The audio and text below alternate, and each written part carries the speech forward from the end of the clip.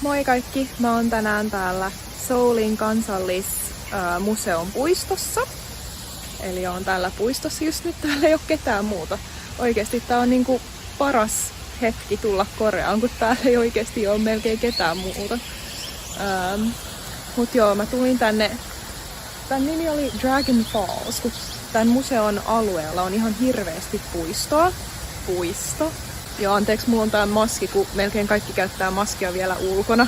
Niin mä voin nopeasti mennä tälleen. Ja täällä on maskipakko sisälläkin, että siksi mulla on maski tässä, vaikka ei oo ketään mun ympärillä.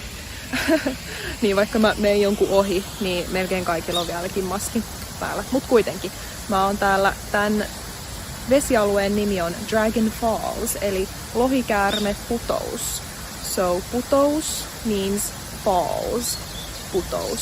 And vesiputous, vesi, water, putous, falls, vesiputous, waterfalls. Mut eikö se oo ihana? En tiedä, näyttääkö ihan... En oikein näe, mistä toi vesi tulee, mutta sen kuulee. Ja tuolta höyryää tuota vettä.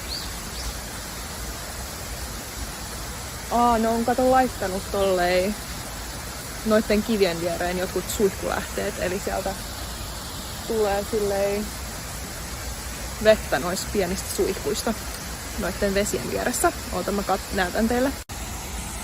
Eli tältä se näyttää tosi hienolta. Tuolla oli yksi lintu, en mä tiedä näittekö se. Täällä on kiviä, kiviä,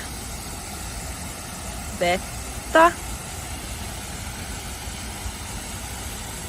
Mut kaloja ei näy.